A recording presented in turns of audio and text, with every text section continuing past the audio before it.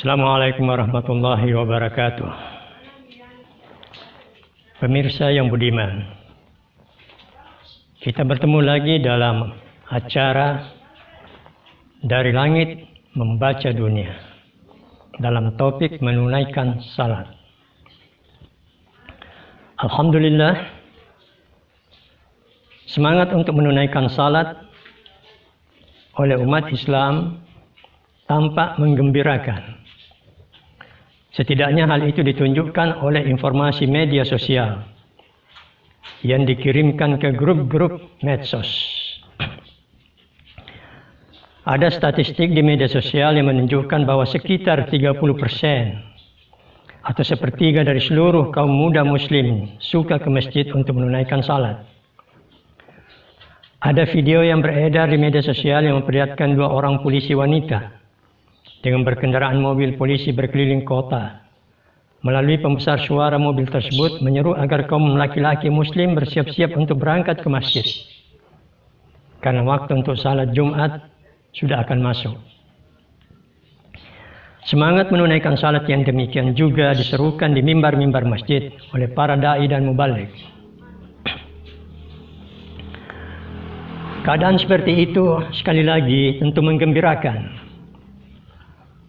Orang-orang muslim menunaikan kewajiban dalam agama mereka, yaitu menunaikan salat.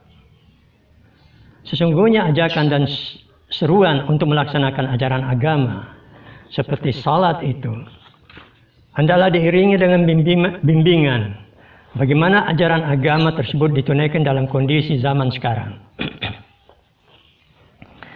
Kalau diperhatikan sumber yang meriwayatkan praktik salat Nabi Sallallahu Alaihi Wasallam, ternyata Nabi memberi contoh cara salat yang bermacam-macam.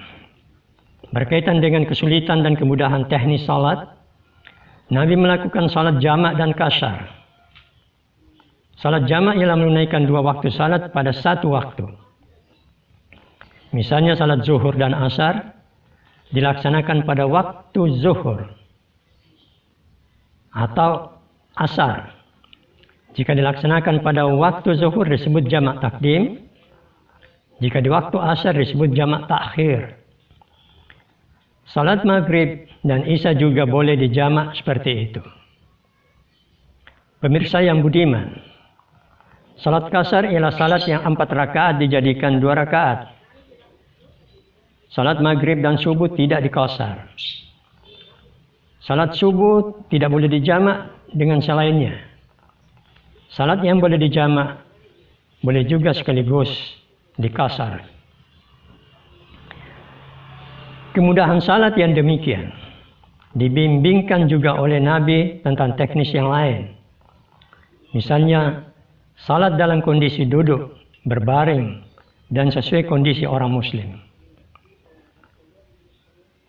Pemirsa yang budiman, salat duduk di pesawat udara bukan hanya dilakukan oleh yang sedang dalam perjalanan umrah atau haji,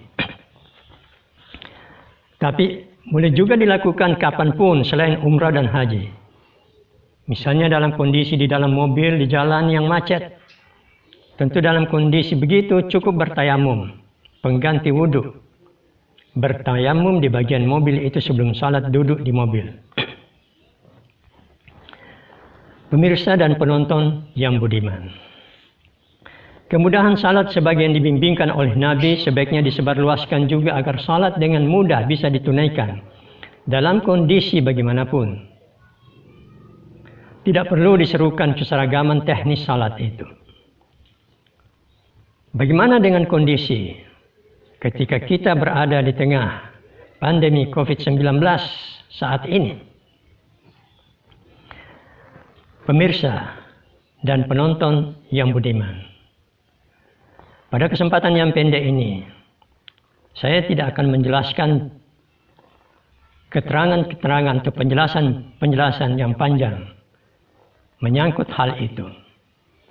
Karena keterangan-keterangan dan dalil-dalil tentang sembahyang yang dilakukan pada saat pandemi COVID-19 ini bisa kita baca atau sudah pernah kita baca di media sosial dan siaran televisi.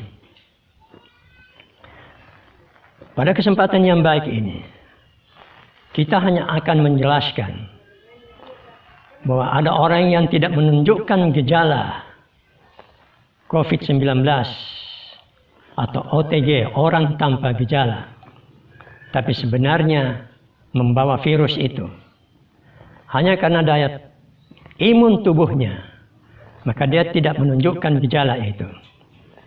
Tapi virus yang melekat pada diri orang itu ada kemungkinan dipindahkan kepada orang lain dalam sejumlah orang yang banyak.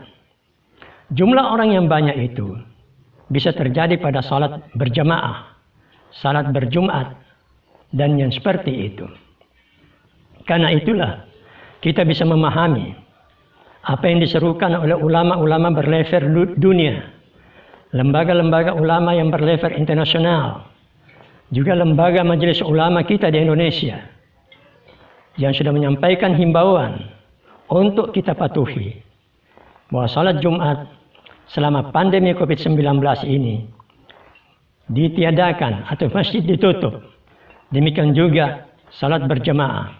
Khususnya salat berjamaah adalah sunnah, tapi menjaga kesehatan masing-masing, apalagi menjaga kesehatan bersama, adalah kewajiban. Kita tinggalkan sunat, kita melaksanakan kewajiban. Mereka yang ingin melakukan salat Jumat tidak di masjid, boleh melaksanakan salat Jumat itu pada keluarga inti masing-masing di rumah. Ada yang khatib sekaligus mungkin menjadi imam, lalu salat Jumat di rumah kita masing-masing. Demikianlah. Terima kasih. Assalamualaikum warahmatullahi wabarakatuh.